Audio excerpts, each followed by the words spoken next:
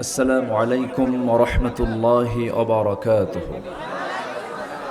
سبحان الذي لا يحصى امتنانه باللسان ولا بالقلم. نشهد أن لا إله إلا الله وحده لا شريك له، ونشهد أن سيدنا وحبيبنا ومولانا محمدًا عبده ورسوله الذي أرسله بالحق بشيرا ونذيرا وداعيا إلى الله بإذنه وسراجا منيرا. فقد قال الله تعالى في كلامه المجيد وفرقانه الحميد: أعوذ بالله من الشيطان الرجيم. بسم الله الرحمن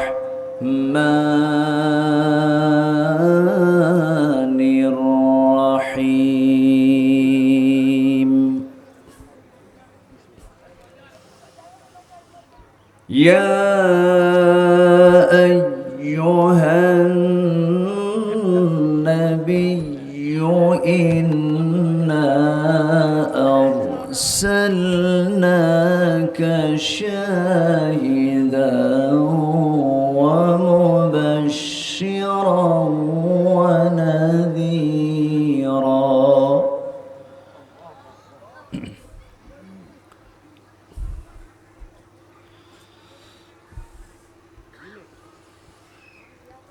شاهدا ومبشرا ونذيرا وداعيا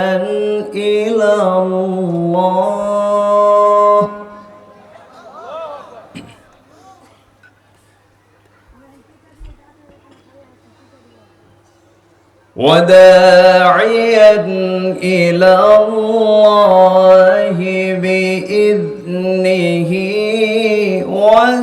وسراجا منيرا.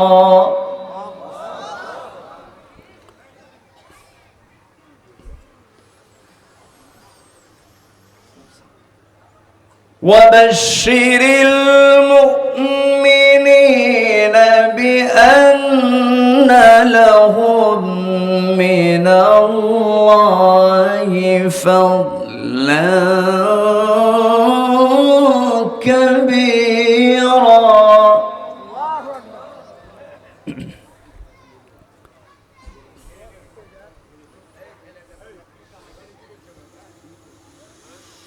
ولا تطع الكافرين والمنافقين ودع أذاهم وتوكل على الله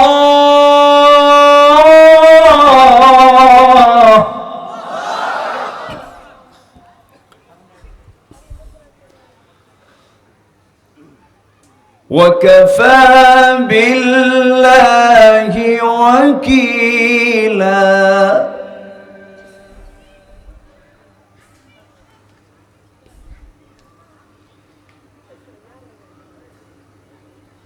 ولا تطع الكافرين والمنافقين ودع أذاهم وتوكل على الله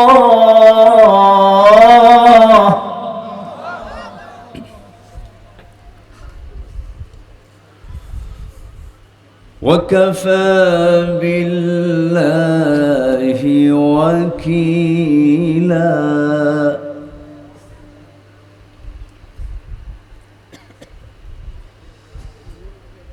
الله أكبر بسم الله الرحمن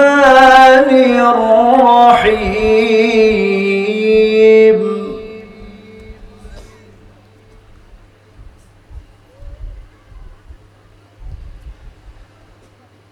إن الله وملائكته يصلون على النبي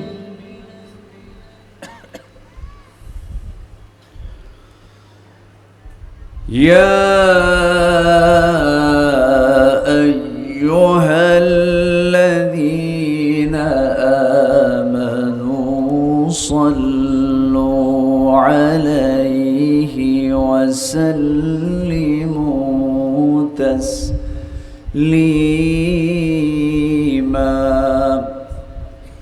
اللهم صل على محمد وعلى آل محمد كما صليت على إبراهيم وعلى آل إبراهيم إنك حميد مجيد اللهم بارك على محمد وعلى آل محمد كما باركت على إبراهيم وعلى آل إبراهيم إنك حميد مجيد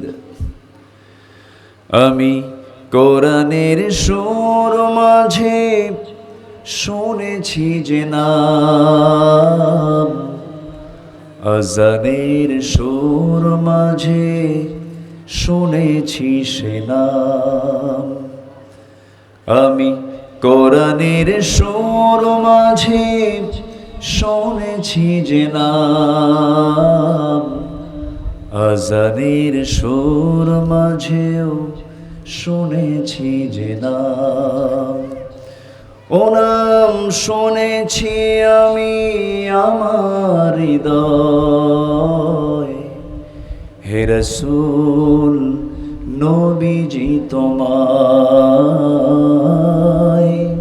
হে রাসূল নবীজি তোমায় বলি সবাই সাল্লাল্লাহু আলাইহি ওয়াসাল্লাম 3 দিন ব্যাপী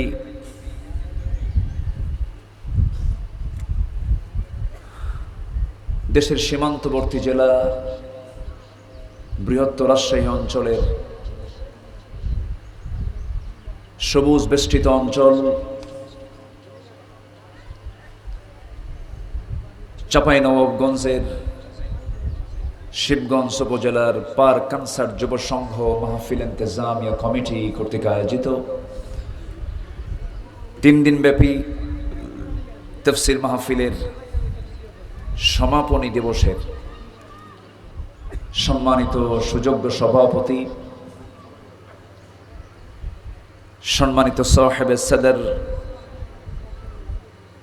শিক্ষাবিদ মাননীয় চেয়ারম্যান মহোদয় জনাব অধ্যাপক শেফাউল মুলক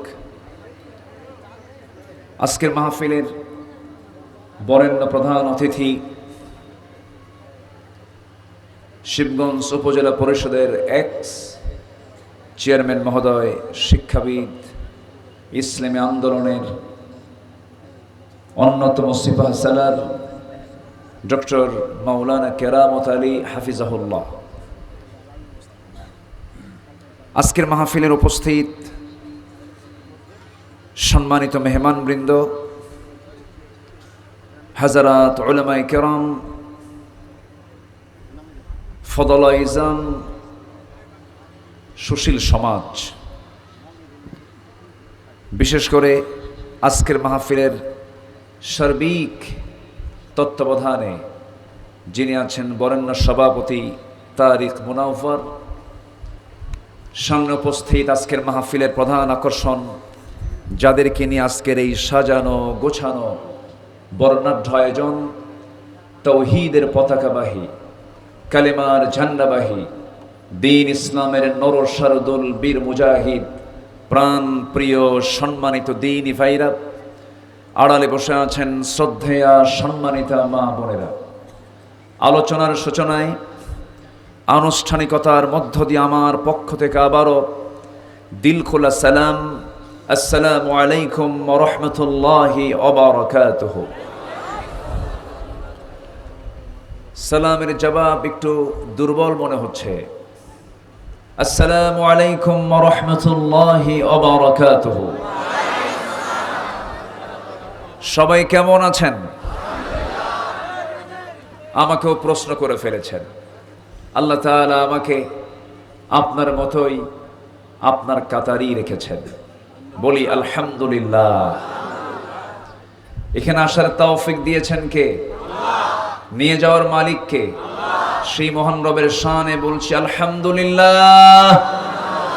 চিৎকার মেরে বলছি আল্লাহুম্মা ইন্নী আসআলুকা আল হুদা ওয়াত তুকা ওয়াল আফাফা ওয়াল গিনা।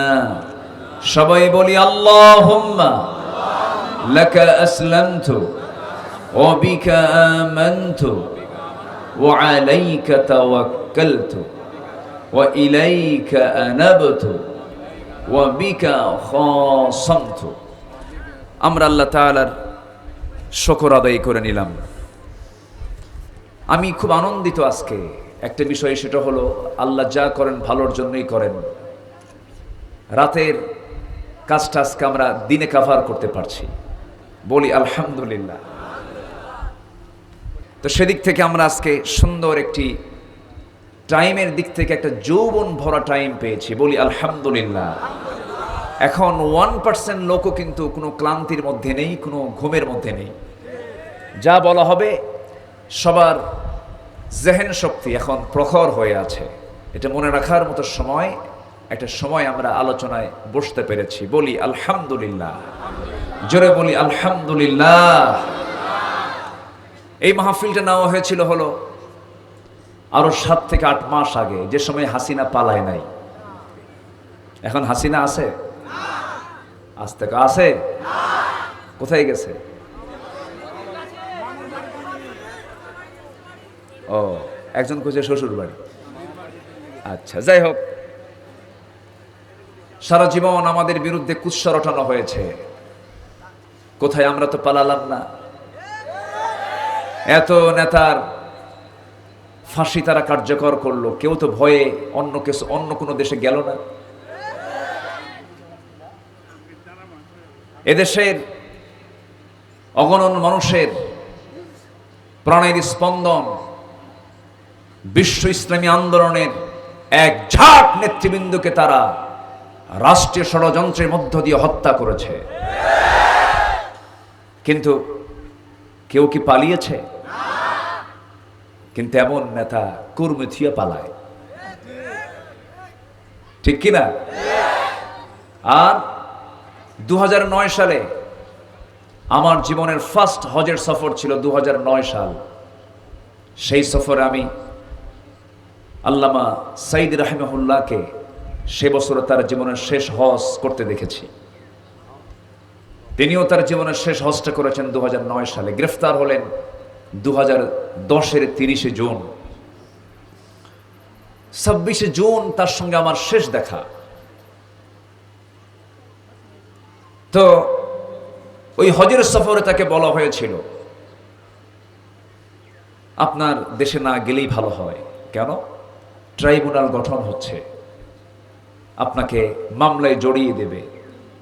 যদি তারা আপনাকে জেলখানায় পৌঁছায় রাখে, অতএব কি দরকার, আপনার এই দেশ থেকে যাওয়ার দরকার নাই, এই দেশ আপনাকে নাগরিকত্ব দিয়ে দিতে পারে। জবাবে তিনি বলেছেন, আমার কর্মী, আমার দেশ, আমার মা, আমার সন্তান, আমার পরিবার, আমার দ্বীনী ভাইরা আমার দেশে পড়ে থাকবে, আর আমি আরামে বাহিরে দিন যাপন করব, এটা হতে পারে না। যদি ফাঁসির মঞ্চ ঝুলে মরতে হয়, দেশের মাটিতে মৃত্যু হবে, দেশ ছাড়বো না। ছেড়েছিলেন? তাহলে এখন প্রমাণ হলো আলেমরা কি পালায়? কারা পালায়? খুব কষ্ট হচ্ছে আপনাদের বসে থাকতে, কারণ প্রচন্ড গরম। ভাদ্র সবে শেষ হলো, ভাদ্র আশ্বিনের তাল পাকা গরম, ঠিক আছে না? সেই গরমে আপনারও গরম হয়ে গেছেন, ব্যবসা গরম, বসে থাকার চুল পরিমাণ জায়গা নাই, টুইটম্বর অবস্থা, যেন মাথার উপরে মাথা, ঘাড়ের উপরে ঘাড় লেগে আছে। এই যে আপনাদের অংশগ্রহণ, এটা প্রমাণ করে এই জমিনে কোরআনের আইন বাস্তবায়ন হতে বেশি সময় লাগবে না। জোরে বলি ইনশাআল্লাহ। দেশকে পাহারা দেওয়ার দায়িত্ব আমাদের আছে না নাই? আসতে বলবেন না, আছে না নাই? ৭১ থেকে ২০২৪-এর ৪ আগস্ট পর্যন্ত দেশের স্বাধীনতা, সার্বভৌমত্ব 100% নিশ্চিত ছিল না, ঠিক কিনা? আমাদের উপরে জগদ্দল পাথর চাপিয়ে দিয়েছিল। ছিল না কথা বলার স্বাধীনতা। কোরআনের মাহফিল করা হবে, অনুমতি নেওয়া লাগতো হলো বেনামাজিদের কাছ থেকে, চোর ডাকাতদের কাছ থেকে। পোস্টার পর্যন্ত তারা দখল করে ফেলেছিল। পোস্টারে তাদের নাম না রাখলে মাহফিল বন্ধ করে দেওয়া হতো। তারা কই? তারা কোথায় এখন? মাহফিল এসে দেখে যান। কোরআন ছিল, আছে, থাকবে। আল্লাহ ছিলেন, আছেন, থাকবেন। ফেরাউনরা থাকবে না। ফেরাউনরা থাকবে? ফেরাউন ছিল না? ফেরাউন ছিল এক সময়, নাই। সেই ফেরাউনের উত্তরসূরিরা মাঝে মাঝে একটু উকি মারে। আমার দেশে একটা ফেরাউন জন্ম নিয়েছিল, ঠিক কিনা বলেন? আমরা বলিনি, আমরা শাপলা চত্বর বলিনি, ২৮ অক্টোবর বলিনি, আমরা ৫ আগস্টে যে হত্যাকাণ্ড ঘটিয়েছে তারা, প্রতিটি হত্যাকাণ্ডের সুষ্ঠু বিচার হলো সময়ের দাবি, ঠিক কিনা? অনেক কথা আছে, ঘর্মাক্ত দেহ নিয়ে। সবাই শুনতে রাজি আছেন তো? ঘাম ঝরানো ভালো কাজ, একটু ঘাম ঝরাই না, একটু দিনের জন্য ঘাম ঝরুক। কষ্ট হচ্ছে নাকি আপনাদের? বলি ইনশাআল্লাহ। যে মাসে মাহফিল হচ্ছে সেই মাসটার নাম হচ্ছে রবিউল আউয়াল মাস, জন্মের মাস। কার বলেন? কার মাস? নবীর জন্মের মাস, রবিউল আউয়াল মাস, জন্মের মাস। এই জন্য মিলাদ বলা হয়। মিলাদ, মিলাদুন নবী আর সিরাতুন নবী নিয়ে মারামারি, ঠিক আছে না? আমার দেশে প্রায় লেগে আছে, আছে না নাই বলেন? একটা মিলাদুন নবী গ্রুপ আর একটা সিরাতুন নবী গ্রুপ লেগে গেল। মিলাদুন নবী, সিরাতুন নবী, এটা নিয়ে দ্বন্দ্ব করার সময় কিন্তু এখন না। ভাববেন না বিজয় হয়ে গেছে আপনার, এটা মনে করার কোনো কারণ নেই। তবে হ্যাঁ, আমার নবীজির জন্মের মাস রবিউল আউয়াল, আবার মৃত্যুর মাসও কি রবিউল আউয়াল। তাহলে মৃত্যু মানে কি? আনন্দ না শোক? আজ থেকে আনন্দ না শোক? তো শুরু হয়েছে আনন্দ দিয়া, জন্ম দিয়া, তাই না? আচ্ছা, তাহলে শেষটা চালু থাকে না প্রথমটা চালু থাকে? শেষটা। তাহলে তো এই মাস তো শোকের মাস বলা উচিত ছিল। মিলাদুন নবী, নবীজির জন্ম বৃত্তান্ত নিয়ে আলোচনা হয়, ভালো, সমস্যা নেই। কিন্তু আমার নবীজির যেদিন ইন্তেকাল হয়েছিল, ওমরে ফারুক কি ঠিক ছিলেন? আসতে ঠিক ছিলেন? কেমন হয়েছিলেন? পাগলের মতো হয়েছিলেন। আমার নবীর ইন্তেকাল হয়ে গেছে। সাইয়েদনা ওমর ফারুক রাদিয়াল্লাহু আনহুর সামনে যখন সাহাবীরা একজন এসে বললেন, ওরে ওমর, তুমি কি জানো রাসূল ইন্তেকাল করেছেন? তরবারি উন্মুক্ত করে বের করে বলছেন, আমার সামনে যেই সংবাদ আর আরেকজন জানাবে আমি তার কল্লা উড়াইয়া দেব। পাগল হয়ে গেছেন সাইয়েদনা ওমর ফারুক রাদিয়াল্লাহু আনহু, ছটফট করছিলেন, তাকে কেউ শান্ত করতে পারে না। আবু বকর সিদ্দিক রাদিয়াল্লাহু তাআলা আনহু যখন 3 দিনের মাথায় যখন খেলাফতের দায়িত্ব পেয়ে গেলেন, থামেন না ওমর ফারুক রাদিয়াল্লাহু তাআলা আনহু। সঙ্গে সঙ্গে প্রথম খলিফা আবু বকর সিদ্দিক রাদিয়াল্লাহু তাআলা আনহু তার হাতটা চেপে ধরে বলছেন, ওমর, তুমি কি শেষটা ভুলে গেছো? ওয়ামা মুহাম্মাদুন ইল্লা রাসূল قد خلت من قبله الرسل শুধু এই রাসূল নয়, এই রাসূল নন শুধু, পূর্বের যত রাসূল নবী দুনিয়াতে ছিলেন সব দুনিয়া থেকে বিদায় হয়েছেন। আমার নবীও দুনিয়া থেকে বিদায় নিয়েছেন। মৃত্যু কি তুমি বিশ্বাস করো না? থেমে গেলেন তিনি। সাইয়েদনা আলী রাদিয়াল্লাহু তাআলা আনহু যে শোকটা পেয়েছিলেন, মৃত্যুর পূর্বে তার মুখ থেকে বারবার রক্ত বের হচ্ছিল। সেই সময়ের চিকিৎসকরা গবেষণায় বলেছেন আলীর মুখ থেকে বারবার রক্তক্ষরণের মূল কারণ হলো জীবনের একটা সময় সবচেয়ে বেশি আঘাত পেয়েছিলেন তিনি। সে আঘাতের সময়টা ছিল আমার নবীর ইন্তেকালের সময়।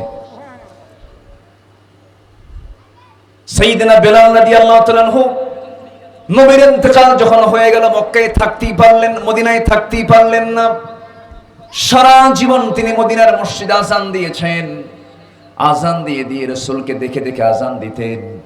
নবীর যখন ইন্তেকাল হলো, সেই দিন থেকে নিয়ে এই বেলালের মৃত্যুর দিন পর্যন্ত তার মুখ থেকে একটা বারের জন্য, একটা ওয়াক্তের জন্য তাকে তার মুখ থেকে আযান কেউ বের করাতে পারে নাই। যখন বলা হলো বেলাল, তোমার সুন্দর সুরের মূর্ছনায় তোমার আযানটা আমরা একটু আজকে শুনতে চাই, সাইয়েদনা বেলাল বললেন, শোনেন,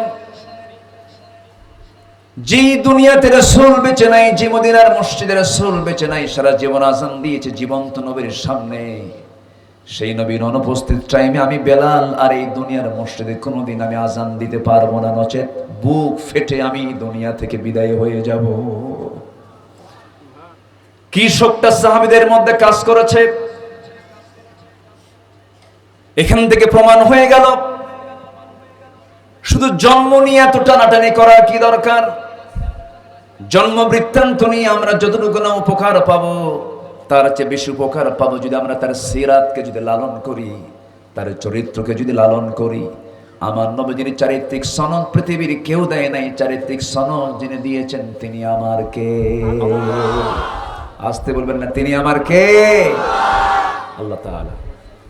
আমার কথা শুনতে কি কষ্ট হচ্ছে আপনাদের? কারো কোনো সমস্যা নাই তো? বলি আলহামদুলিল্লাহ, আরো জোরে বলি আলহামদুলিল্লাহ। আমার বন্ধুগণ, আলোচনার সূচনায় আমি আল্লাহর কালাম থেকে গুরুত্বপূর্ণ একটা সূরা থেকে আমি কয়েকটা আয়াতে কারিমা তেলাওয়াত করেছি। সেই আয়াতগুলোকে সামনে রেখে কিছু কথা বলতে চাচ্ছি। আল্লাহ তার রাসূলকে লক্ষ্য করে বলছেন, কোরআন নাজিল করেছেন কে? কার উপরে? বলেন বলেন। আমার নবীর উপরে কোরআন নাজিল করলেন আল্লাহ। নাজিল হলো যার উপরে, সে রাসূলকে লক্ষ্য করে ডাক দিচ্ছেন, ইয়া আইয়ুহান নবী। ইয়া মুহাম্মদ বলেন নাই, ইয়া আহমদ বলেন নাই। যেমন করে বলেছেন ইয়া ইব্রাহিম, ইয়া মূসা, ইয়া ইয়াহইয়া খুযিল কিতাবা বিকুওয়া, ওমা তিলকা বিয়ামিনিকা ইয়া মূসা, ইয়া আদম উসকুন আনতা ওয়া যাওজুকাল জান্নাহ।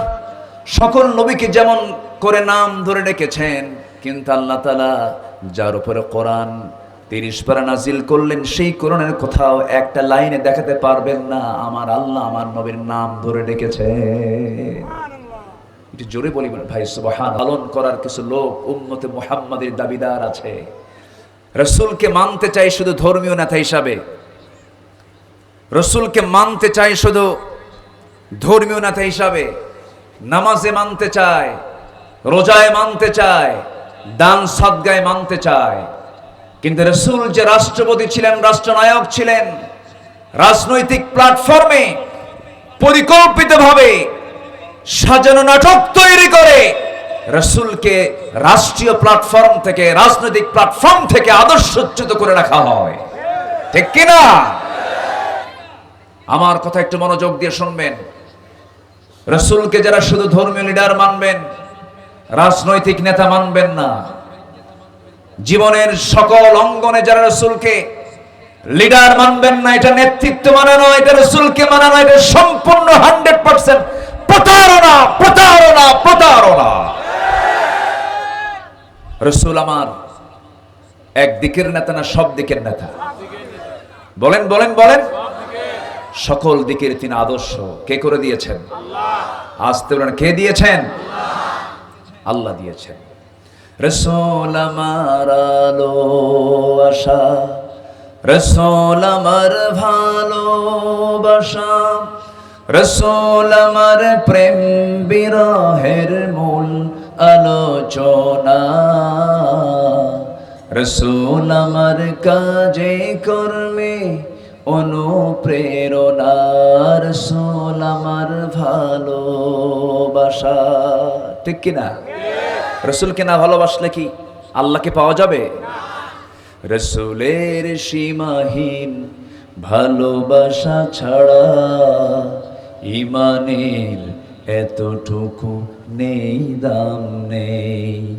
রসুলের সীমাহীন ভালোবাসা ছাড়া ইমানের এতটুকু নেই, দাম নেই।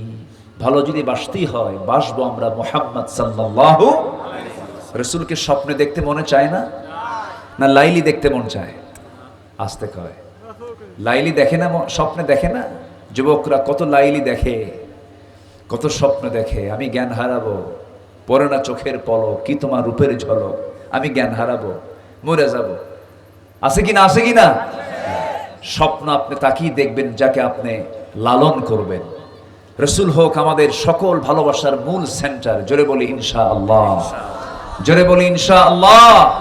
আল্লাহ কবুল করুন, জোরে বলি আমিন। তাহলে কোরআন নাজিল করেছেন কে?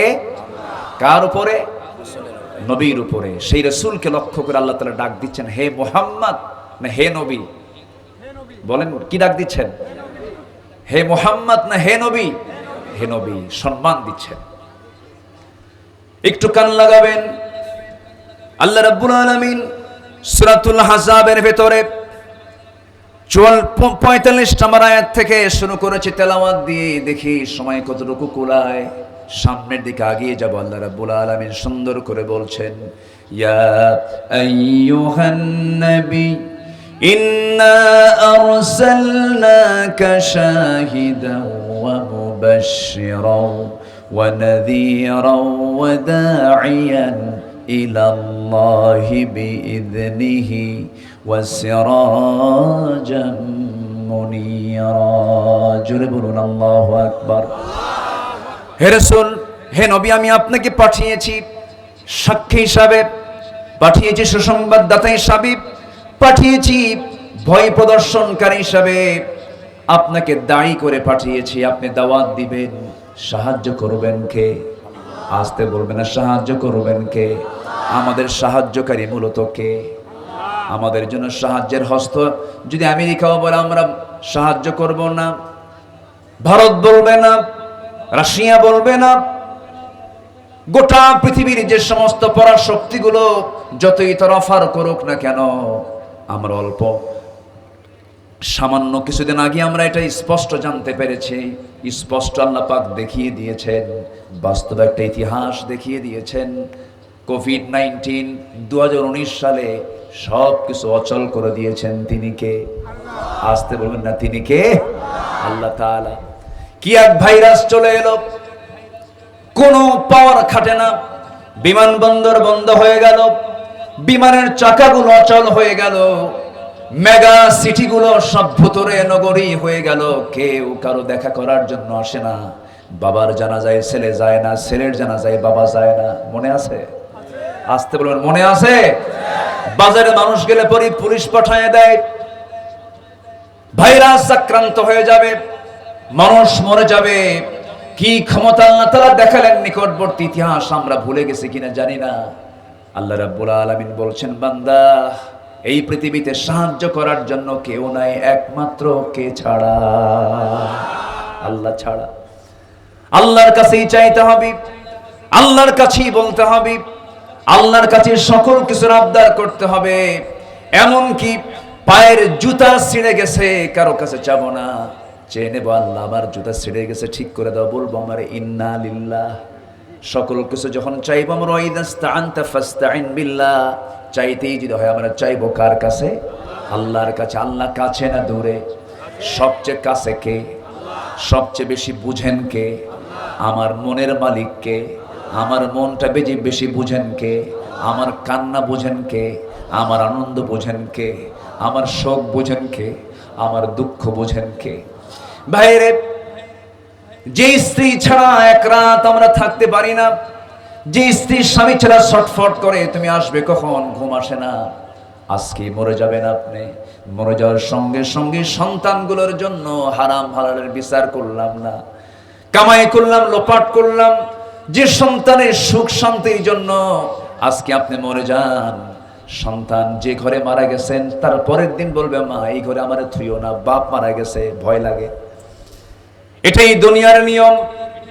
সব ভুলে যাবি, বউ ভুলে যাবে, সন্তান ভুলে যাবি, আত্মীয় স্বজন ভুলে যাবে, বন্ধু বান্ধব ভুলে যাবে, রাজনৈতিক নেতা ভুলে যাবে, কর্মী ভুলে যাবে, সমস্ত বন্ধু স্বজন সব কিছু ভুলে যাবে। কিন্তু যিনি আমাকে এক সেকেন্ডের জন্য কখনো ভুলতে পারেন না, তিনি আমার কে? আল্লাহ তাআলা। সে আল্লাহর কাছে আমরা ধরনা দেব, সে আল্লাহ তাআলা রাসূলকে কি পরিমাণ ভালোবেসেছেন, আবার আমার রাসূল আল্লাহকে কি পরিমাণ ভালোবেসেছেন। আল্লাহ আমার রাসূলকে ডাক দিচ্ছেন হে মুহাম্মদ বলে না, হে নবী বলে। হে নবী বলে নাম ধরে যদি কোনো ছাত্র শিক্ষককে ডাক দেয়, তাকে বলবে আদব না বেয়াদব? কি বলবে বলেন? বেয়াদব বলবে। এই ছাত্রের মুখে শিক্ষকের নাম নেই, এটা কেমন কথা? কিন্তু এখানে যদি আল্লাহ তাআলা আমার নবীর নাম ধরেও ডাকতেন, কিচ্ছু হতো না। কিন্তু আল্লাহ তাআলা বুঝাই দিচ্ছেন, ও দুনিয়ার মানুষরা শোনো, আমি আমার রাসূলের নাম হরফে নেদা প্রয়োগ করে কোথাও ডাক দেই নাই। খবরদার আমার নবীর সামনে বেয়াদবি করবি, তোর ঈমান বাজেয়াপ্ত হয়ে যাবে। জোরে কোন আল্লাহু আকবার। এই 16 বছর শাতিমে রাসূল, রাসূলকে নিয়ে যারা কটাক্ষ করেছে, রাসূলকে নিয়ে যারা বাজে কথা বলেছে, তাদের দৃষ্টান্তমূলক শাস্তি এখন সময়ের দাবি। আসতে বলবেন না, জোরে বলেন ঠিক কিনা? তালিকাকে উন্মোচন করা হোক, চিহ্নিত আত্মস্বীকৃত নাস্তিকদের সামনে প্রকাশ্যে তাদের নিয়ে আসে, তাদের মুখোশ উন্মোচন করা হোক। যে রাসূলের নাম আমার আল্লাহ নিজে নেননি, বলেছেন ইয়া আইয়ুহাল মুজাম্মিল, ইয়া আইয়ুহার রাসূল, ইয়া আইয়ুহাল মুদ্দাসসির, ইয়া আইয়ুহার রাসূল, ইয়া আইয়ুহান নবী। আর সেই রাসূলকে আমার দেশের কিছু শিক্ষিত নামের কলঙ্ক, শিক্ষাবিদ নামের মূর্খ বলেছে কেউ কেউ আরবের বুকে সন্ত্রাস মোহাম্মদের জন্ম নিয়েছিল। রাসূলকে বলা হয়েছে রাসূল নাকি জিনাকার, নারী পিপাসু রাসূল। যেরকম নাউযুবিল্লাহ। এদের কি পৃথিবীর জমিনে বেঁচে থাকার কোন অধিকার থাকতে পারে? আসতে বলবেন না, থাকতে পারে? নবীজির এই ওফাতের মাসে, নবীজির এই জন্মের মাসে আমরা এই দাবি রাখি, চাপাই কানসারের এই মাহফিল থেকে অবিলম্বে এই সমস্ত শাতিমে রাসূলদের ধরে দৃষ্টান্তমূলক শাস্তি দেওয়া হোক। এমতের পক্ষে রাজি আছেন কারা কারা? হাত উঁচু করে দেখা।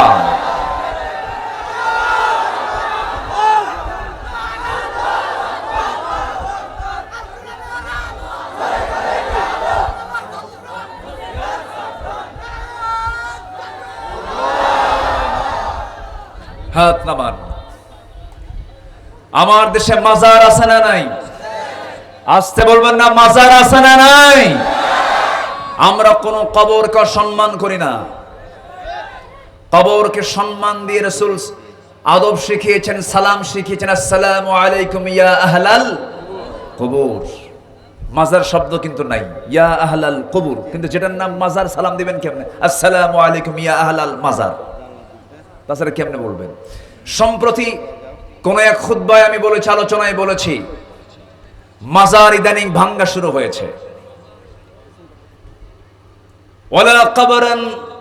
ওয়ালা কবরান মুশরাফান ইল্লা সাম্মাইতুহা। রাসূল বলেছেন কোন কবর উঁচু দেখলে এটাকে সমান করে দাও। এটা কি আমার কথা না নবীর কথা? নবীর কথা। কিন্তু আইন কি নিজের হাতে উঠে নেওয়া জায়েজ? আসতে বলুন, জায়েজ।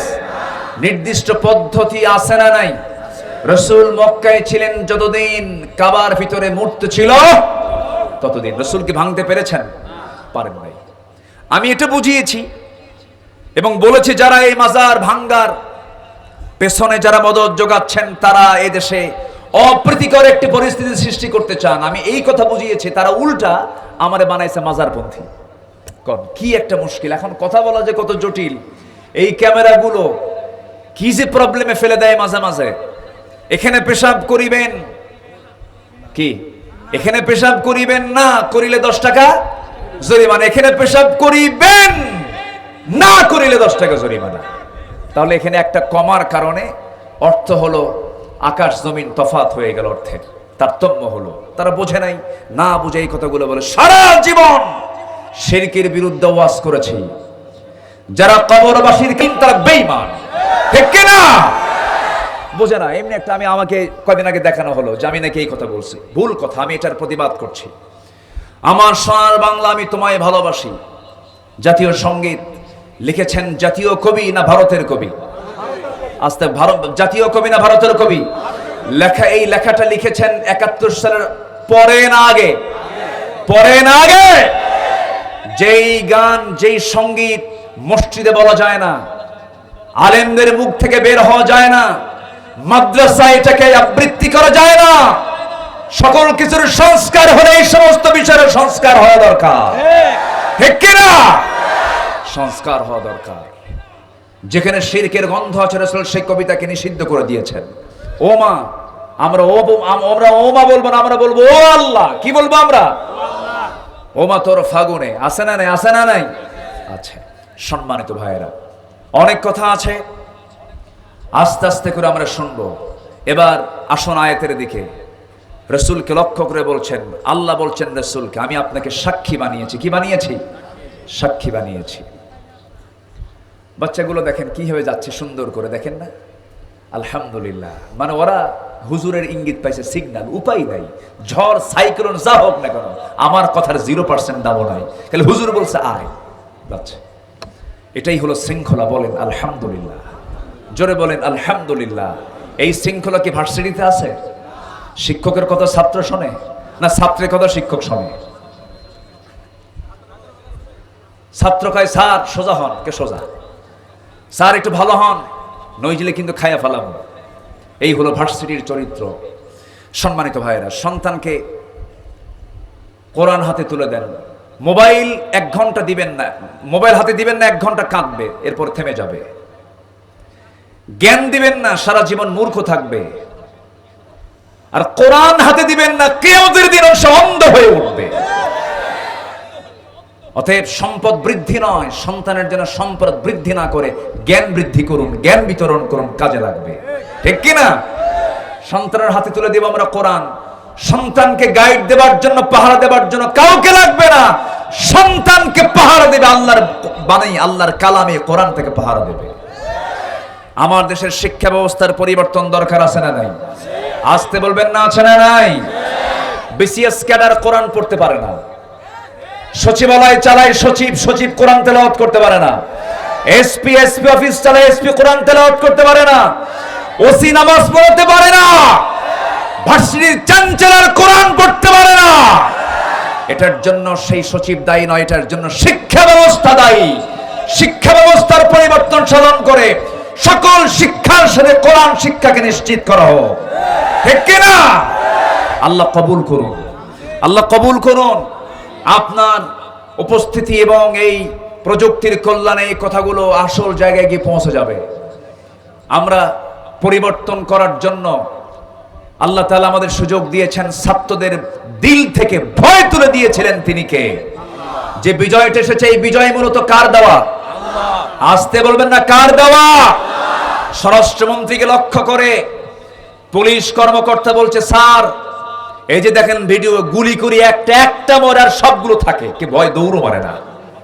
তাহলে এই ভয়টা দিলের মধ্যে তৈরি করে দিয়েছেন তিনি কে? যদি ভয় পালাতাম, কোরআন বলছে যদি ভয় পালাতাম তাহলে কি হতো? আল্লাহ রাব্বুল আলামিন বলেন, ইল্লা তানফিরু يعذبكم عذابا أليما ويستبدل قوما غيركم ولا تضروه شيئا। জোরে বলুন আল্লাহু আকবার। তোমরা যদি পলায়ন করো, আমি তোমাদের বিকল্প এমন একটা জালিম শক্তি চাপিয়ে দেব যাদের তোমরা চুল পরিমাণ কোনো ক্ষতি করতে পারবে না, তাহলে এই জালিম শক্তিকে প্রত্যাখ্যান করার জন্য বুকের মধ্যে ভয় দূর করে দিয়েছেন তিনি আমার কে। মুগ্ধের জন্য দোয়া করি, সাইদের জন্য দোয়া করি। মুগ্ধ বলে, ভাই পানি লাগবে, কার পানির প্রয়োজন আছে? শহীদ সাইদ বলে, ও পুলিশ, তোর পিস্তলে কত, বন্দুকে কত গুলি আছে, সব গুলি চালা। হাত দুটা খুলে দিয়ে বুকটার সামনে চাপিয়ে দিয়ে বলছে, সকল দুঃখ যন্ত্রণা নিয়ে দাঁড়িয়েছি, আমারে শেষ করে দে, বিনিময়ে দেশটা আমরা জালিম মুক্ত দেখতে চাই। ঠিক কিনা? রক্তের বিনিময়ে এই অর্জন এসেছে, এই অর্জনকে আমরা বৃথা হতে দেব না। খেক শিয়াল বিদায় হয়েছে, পাতি শিয়াল কিছু আছে, কিন্তু আছে না নাই? যারা আজকের ময়দান, আজকের বাংলাদেশেও যারা চাঁদাবাজি করছে, জায়গা দখল করছে, ভূমিদস্যুর ভূমিকা পালন করছে, যারা দোকান বাড়িঘর যারা দখল করছে, বৈধ দখলদারেরাও হলো ওই সমস্ত জালিমদের প্রেতাত্মা। মুদ্রার এই পিঠ আর ও পিঠ, এদের ব্যাপারেও সাবধান থাকার দরকার আছে না নাই? আসতে বলবেন না, আছে না নাই? একটু কথাগুলো মনোযোগ দিয়ে শোনেন। কষ্ট পাচ্ছেন না তো? কষ্ট পাচ্ছেন না তো? সম্মানিত ভাইয়েরা, আল্লাহ তাআলা তার রাসূলকে সম্মান দিয়েছেন, মর্যাদা দিয়েছেন, এবং দিয়েছেন এক উন্নত চরিত্র। বলি আলহামদুলিল্লাহ। সে উন্নত চরিত্র আমাদের ফলো করার দরকার আছে না নাই? আমার নবীজির জীবনের যতগুলো গুণ ছিল, এর মধ্যে একটি বিশেষ কয়েকটা গুণ আজকে আমি একটু উপস্থাপন করতে চাচ্ছি আমাদের জীবন এটাকে বাস্তবায়ন করার জন্য। গুণগুলো কি সবাই শুনবে? আগ্রহ আছে? কারো কোনো সমস্যা নাই তো? মাত্র 15টা গুণ শুনবো। কয়টা গুণ বলেন তো? এক কথাই বলবো না, একটু ব্যাখ্যা দিয়ে বলবো? এক কথাই বলবো না, ব্যাখ্যা দিয়ে বলবো? আচ্ছা, ব্যাখ্যা দিয়ে যদি বলি তাহলে কি একটু সময় দিতে হবে না? সময় দিতে হবে না? সবাই থাকবেন তো ইনশাআল্লাহ? একটা লোক নড়বেন না? সবাই রাজি আছে তো ইনশাআল্লাহ? একটু সময় দিচ্ছি, একটু সময় নিচ্ছি আপনাদের কাছ থেকে, একটু প্লিজ একটু শুনুন, মনোযোগ দিয়ে কথাগুলো শুনুন। এক নম্বর গুণ হচ্ছে আমার নবীজির জীবনে ছিল, এক নম্বর হলো সততা। কি ছিল বলেন তো? আমার দেশের নেতৃত্বের মূল চাবি ছিল হলো মিথ্যার উপরে সবকিছু। ঠিক কিনা বলেন? একটা মানুষ এত মিথ্যা কথা কয়, নির্জলা মিথ্যা কথা বলে, যাকে আমরা বিদায় দিয়েছি সদ্য কয়েকদিন আগে। ঠিক কিনা? এত মিথ্যা কথা সে সারা জীবন বলেছে। কাঁঠাল রানী। কি রানী বলেন? কাঁঠাল রানী। মিষ্টি অনেক কিছু আমরা শুনেছি। সম্মানিত ভাইয়েরা, আমার নবীজির এক নাম্বার অস্ত্র ছিল, পুঁজি ছিল হলো সততা। আমরা কি মিথ্যা কথা বলি? হ্যাঁ, বলি না? একটু ভালো করে রাখুন। আমরা কি মিথ্যা কথা বলি? এখন কই বলি? এটা কেমন হলো? দুই রকম হলো না? তাহলে বলেন নাই একজন, তিনি হচ্ছেন মুহাম্মদুর রাসূলুল্লাহ। আমরা কি মিথ্যা কথা বলি?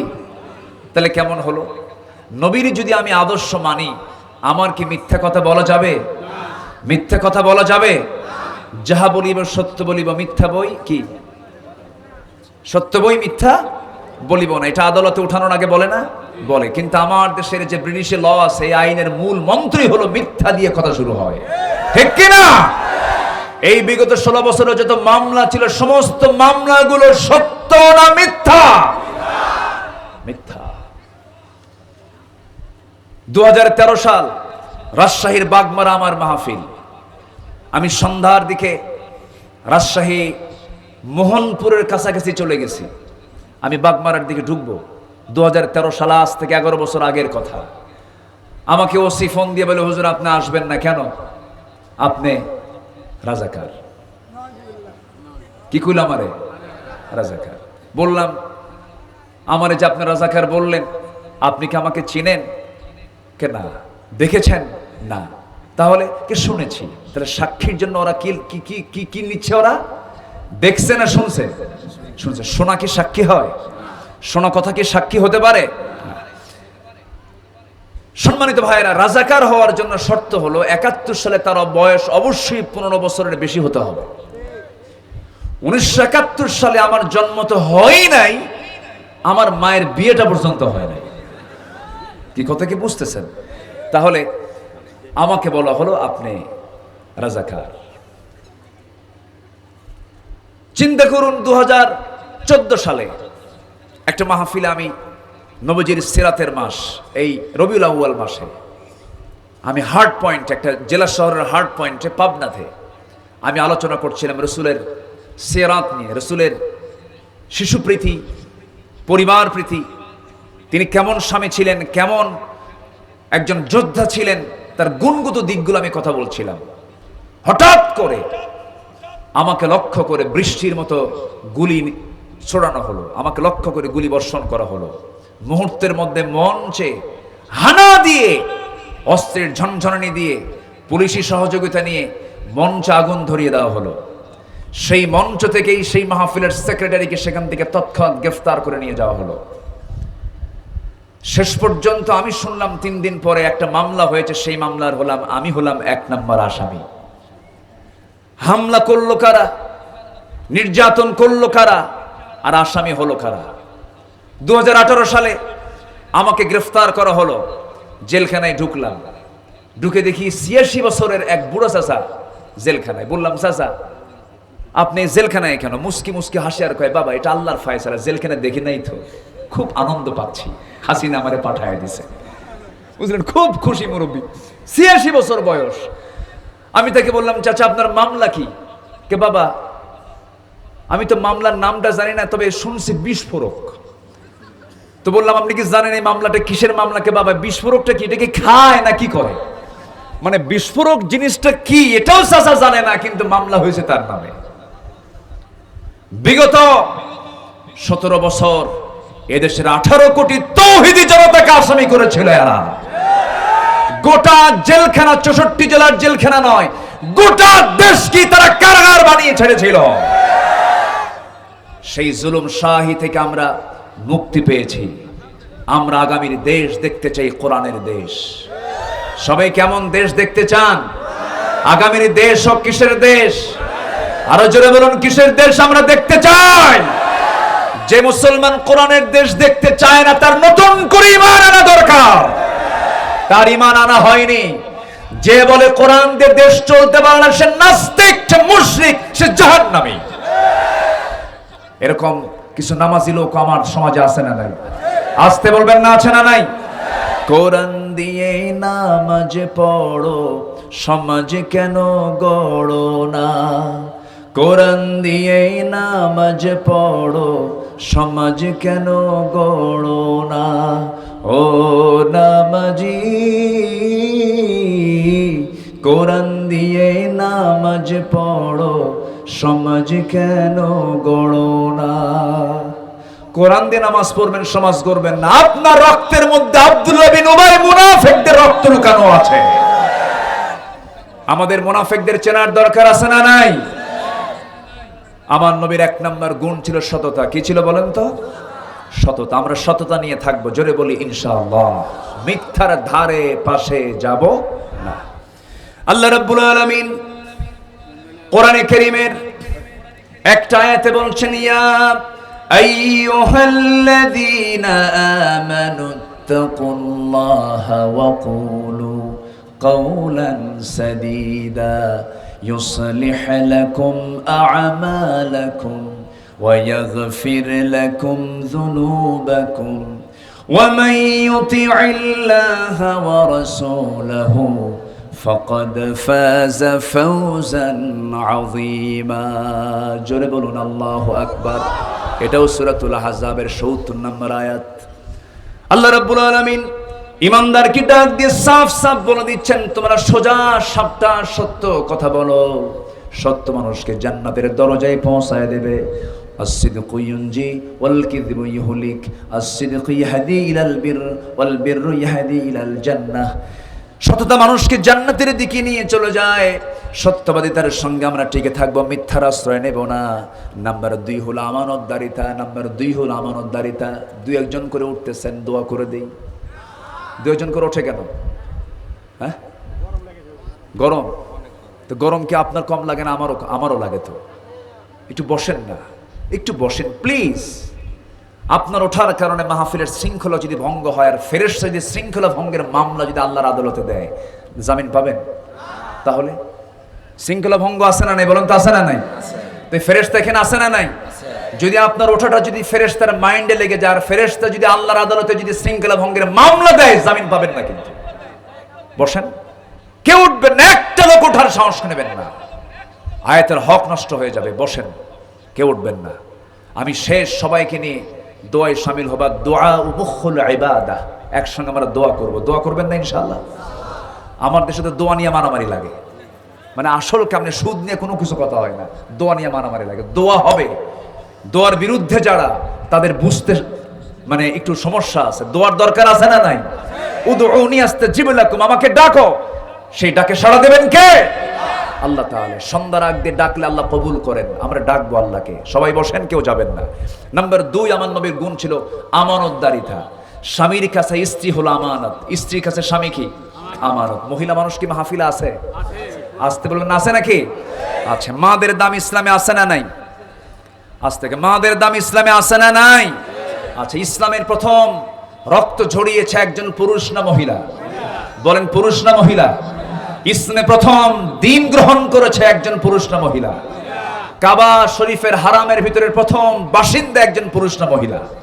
মহিলা। মেয়েদের দাম কিন্তু কম নাই ইসলামে, অনেক দাম মেয়েদের। মেয়েদের অবদান ইসলামে অনেক আছে, কিন্তু মারা সেই নারীদেরকে মানতে চান না যে নারীদেরকে দাম আল্লাহ তাআলা এত দাম এত এত মূল্যায়ন করেছেন। যেমন স্বামী ছাড়াও অবসরণীয় জীবন হতে পারে এমন একটা জীবন, একটা উদাহরণ ছিলেন হলো মারিয়াম আলাইহিস সালাতু ওয়াস সালাম। স্বামী ছাড়া জীবন কি দামি হতে পারে না? তার স্পষ্ট প্রমাণ কে? মারিয়াম। এরপর সন্তান ছাড়াও জীবন সফল হতে পারে, তার দৃষ্টান্ত ছিলেন হলো আয়েশা সিদ্দিকা রাদিয়াল্লাহু তাআলা আনহা। হতে পারে না? হতে পারে। এরপর জীবনকে জালিম স্বামীর সামনে সঁপিয়ে দিয়েছেন, ঈমানটাকে টিকে রেখেছেন, এমন সফল জীবন ছিল আসিয়া আলাইহিস সালাতু ওয়াস সালামের। আছে না নাই? বলেন, আছে না নাই? আছে। এরপর কি বলে, জীবনের পড়ন্ত সময়েও কিন্তু সুদিন আসে। যেরকম পড়ন্ত সময় ছিল আম্মাজান খাদিজার জীবনে, 40 বছর বয়সে জীবনের পড়ন্ত সময়টা হয়ে গেছে তার গোল্ডেন লাইফ। খাদিজা রাদিয়াল্লাহু তাআলা আনহা, যেরকম আল্লাহু আকবার।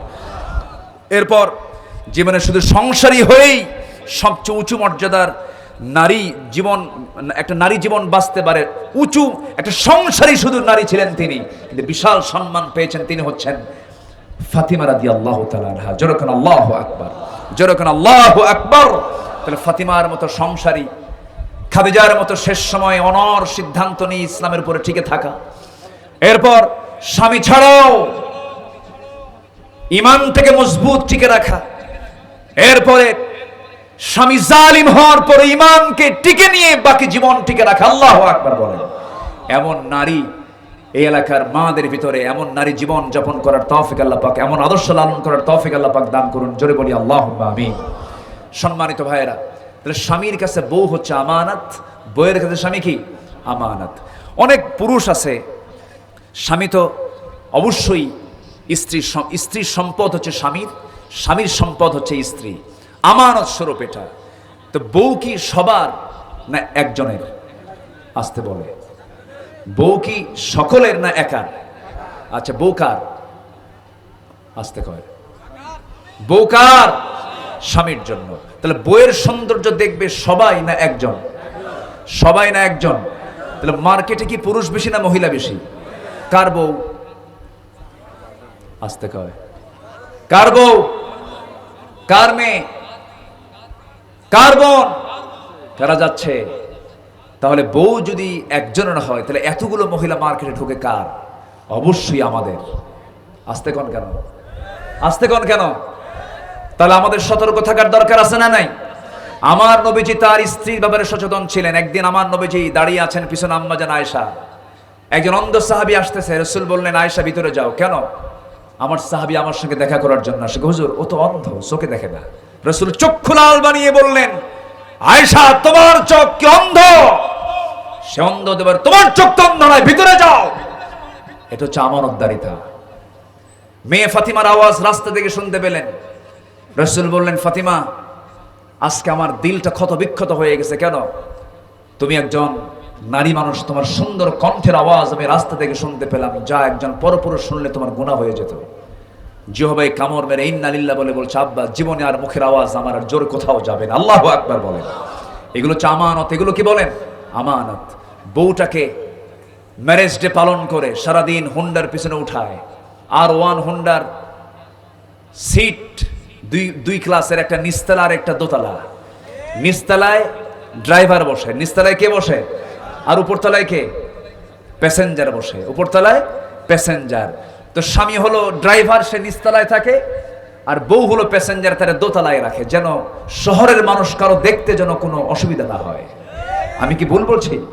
বউটাকে একদম মাথার উপরে নিয়ে গোটা শিবগঞ্জ ঘুরে, সন্ধ্যাবেলায় ম্যারেজ ডের সন্ধ্যায় পড়ন্ত বিকালে সূর্যের রক্তিম সূর্যের পিছনে একটু দাঁড়িয়ে বউটাকে গায়ে হলুদের সমস্ত ইনস্ট্রুমেন্ট তাকে পরিয়ে দিয়ে মাথা থেকে পা পর্যন্ত সাজায় দিয়া, মাথা, কপাল, নাক, মুখ, চোখ সবকিছু সাজায় দিয়ে অর্ধলঙ্গ করে ছবিটা একটা সুন্দর করে তুলে ফেসবুকে আপলোড দিয়ে সবাইকে, বন্ধুবর্গ সবাইকে ডাক দিয়ে বলে, প্রিয় বন্ধুরা আসো আমার বউকে সবাই জামাতের সাথে দেখি। যেরকম নাউজুবিল্লাহ। এটা কি আমানত রক্ষা হলো না আমানতের খেয়ানত হলো? খেয়ানত হলো। এমন খেয়ানত করা যাবে না। বউ হলো আমানত, স্বামী হলো আমানত, আমরা রক্ষা করব, জোরে বলি ইনশাআল্লাহ। রাজার কাছে, রাষ্ট্রপতির কাছে রাষ্ট্র হচ্ছে একটা আমানত। এমন রাষ্ট্রপতির কাছে, এমন দেশ নায়কদের কাছে আমরা ক্ষমতা দিয়েছিলাম যারা 18 লক্ষ কোটি টাকা দেশকে ঋণগ্রস্ত রেখে 11 লক্ষ কোটি টাকা তারা দেশ থেকে পাচার করেছে, ডাকাতি করেছে, ঠিক কিনা? এগুলো আমানতের সুস্পষ্ট খেয়ানত। আর আমার নবীজি আমানত রক্ষা করেছেন, শত্রু আমানত পর্যন্ত রক্ষা করেছেন। আমার নবীজি মক্কা থেকে মদিনায় যখন হিজরত করেন রাতের আধারে, তার বিছানায় রেখে গেছেন কাকে? কাকে রেখে গেছেন বলেন? আলীকে। কেন রেখে গেলেন? কি জন্য রেখে গেলেন? হেতুটা কি? এর মূল কারণ ছিল আরবের সেই শত্রুদের কিছু গচ্ছিত আমানত নবীর কাছে ছিল। আমার নবীজি বললেন, আমি হলাম আল আমিন, আমি হলাম আস-সাদিক, আমার নাম চেঞ্জ হয়ে যাবে, আমি একজন আমানত রক্ষাকারী যুবক, আমি হলাম আমানত রক্ষাকারী একজন ইমানদার। আরবের কুরাইশ আমাকে ঘাড় ধাক্কা দিয়ে মক্কা থেকে বের করে দিচ্ছে আলী, কিন্তু আমি আমানত তো খেয়ানত করতে পারবো না। আমি তোমাকে বলে গেলাম, খাতা নাও, কলম নাও, হিসাবটা কষে নাও। সকালে সূর্যোদয় হওয়ার সঙ্গে সঙ্গে এই মক্কার কুরাইশদের হাত থেকে যে সমস্ত গচ্ছিত সম্পদগুলো আমার হাতে এসেছিল, সমস্ত কিছু আমি তোমার হাতে বুঝাই দিলাম, সবগুলো তোমরা সকালবেলা সবার হাতে হাতে পৌঁছায়া দিবা। যেরকম সুবহানাল্লাহ, আরো জোরে বলে সুবহানাল্লাহ। আল্লাহ রাব্বুল আলামিন এই জন্য অর্ডার দিচ্ছেন, ইন্নাল্লাহা ইয়া'মুরুকুম আন তু'আদ্দুল আমানাতি ইলা আহলিহা ওয়া ইযা হাকামতুম বাইনান নাসি আন তাহকুমু বিল আদল ইন্নাল্লাহা নি'ম্মা ইয়া'ইযুকুম বিহি। জোরে বলুন আল্লাহু আকবার। আল্লাহ তাআলা আমানত রক্ষা করার জন্য অর্ডার দিয়েছেন। নাম্বার 3 হলো ধৈর্যশীলতা। ধৈর্যশীলতা যার মধ্যে থাকবে তার বিজয়টা নিশ্চিত। ধৈর্যশীলতা যার মধ্যে থাকবে তার বিজয়টা নিশ্চিত। ধৈর্য আছে যার, ফলাফল আছে তার। ধৈর্য নাই যার, ফলাফল কি নাই তার।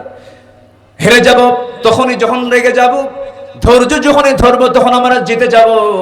আমার বন্ধুগণ, আল্লাহ রাব্বুল আলামিনের জন্য বান্দাকে বলছেন, শোনো, আমি ধৈর্যহীনদের সঙ্গে থাকতে চাই না, আমি থাকতে চাই ধৈর্যশীলদের সাথে। ইন্নাল্লাহা মা'আস সাবিরিন। জোরে বলুন আল্লাহু আকবার। নাম্বার 4 হলো তাওয়াক্কুল, ভরসা। বান্দা কোনো কাজ নিজেই করতে পারে না। ওয়াইদা আযামতা ফাতাওয়াক্কাল আলাল্লাহ ওয়া মান ইয়াতাওয়াক্কাল আলাল্লাহি ফাহুয়া হাসবুহ। নাম্বার 5 হলো যে বান্দার মধ্যে তাওয়াক্কুল থাকবে, নাম্বার 5 তার মধ্যে ইখলাসটা থাকতে হবে। ওয়া মা উমিরু ইল্লা লিয়াবুদুল্লাহা মুখলিসিনা লাহুদ্দিন। হলো আদালত, ন্যায় বিচার করা। আমার নবীজি বিচার করেছেন নিজের জন্য যে বিচার, অন্যের জন্য সেই বিচার। কিন্তু আজকে 16টা বছর আমরা দেখেছি এদেশে বিচার কি সঠিক ছিল নাকি? আজ তো সঠিক ছিল? সঠিক ছিল? সঠিক ছিল না। আলেমদের বিরুদ্ধে ধর্ষণের মামলা ঠুকিয়ে দিয়েছিল। সম্মানিত ভাইয়েরা, আমার নবীজির সময় তিনি যখন আদালতের বিচারপতি, সম্ভ্রান্ত পরিবারের একজন মহিলা, তার নাম হলো ফাতিমা। আমার নবীর মেয়ের নামও ফাতিমা। চুরি করে ধরা পড়েছে, ধনী মহিলা, সম্ভ্রান্ত উচ্চ বংশীয় ঘরের মেয়ে ওমরে ফারুক রাদিয়াল্লাহু আনহু তিনি রাসূলকে নিজে এসে বলেন, হুজুর সম্ভ্রান্ত পরিবারের মেয়ে, একে মাফ করা যায় কিনা, আপনি একটু চিন্তায় নিয়ে আসুন। আমার নবীজি খেপে গিয়ে রক্তিম চক্ষু আকার ধারণ করে বললেন, ওমর তোমার দারাজ কণ্ঠ গেল কোথায়? আজকে এই ফাতিমা চুরি না করে যদি আমার কলিজার টুকরা মেয়ে ফাতিমা বিনতে মুহাম্মদ চুরি করে ধরা পড়তো, সবার চোখের সামনে আমি রাসূল নিজে হাত কেটে তার বাস্তবায়ন করে দিতাম। জোরে করে আল্লাহু আকবার। কুনু কাওয়ামিনা লিল্লাহি শুহাদা বিল কিসত, তোমরা সঠিক বিচার করো। আকিমুল ওয়াজনা বিল কিসতি ওয়া লা তুখসিরুল মিজান। নাম্বার 7 হলো তওবা, ক্ষমা প্রার্থনা। নাম্বার 8 হলো দয়া, সহানুভূতি, রহমা। খুযিল আফ ওয়া আমরু বিল মারুফ ওয়া আরিদ আনিল জাহিলিন। নাম্বার 9 হলো নম্রতা। ইমানদার মেজাজি হয় না নম্র হয়? আস্তে করে, মেজাজি হয় না নম্র হয়? আমরা কি প্রতিশোধ নেই না ক্ষমা করি? আমিরে জামাত যে কথাটা বলেছেন, সম্প্রতি এটাকে ভুল ব্যাখ্যা দেওয়া হয়েছে, এটাকে ভুলভাবে অপপ্রচার করা হয়েছে। আমার নবীজি মক্কা বিজয়ের দিন সবাইকে মাফ করেছেন আমভাবে, কিন্তু যারা চিহ্নিত ছিল 17 জনকে তিনি বলেছেন এই 17 জনের কোনো মাফ নাই, তবে ইসলাম গ্রহণ করুন, কবুল ইসলাম গ্রহণ করলে তাদেরকে মাফ করে দেওয়া হবে। আল্লাহু আকবার বলেন। তাহলে আমার নবীর চরিত্র ছিল, আদর্শ ছিল কি? প্রতিশোধ নেওয়া না ক্ষমা করা। আপনি প্রতিশোধ নেবেন, মজা পাবেন কিছুক্ষণ, ক্ষমা করবে না, মজা পাবেন আজীবন। আল্লাহু আকবার বলেন। সম্মানিত ভাইয়েরা, নম্রতা। 10 হচ্ছে কৃতজ্ঞতা। কৃতজ্ঞ যে ব্যক্তি কৃতজ্ঞ নয় সে ব্যক্তি ইমানদার হতে পারে না। নাম্বার 11 হলো সাহসিকতা। পৃথিবীর সবচেয়ে সাহসী মানুষ ছিলেন মুহাম্মদ সাল্লাল্লাহু।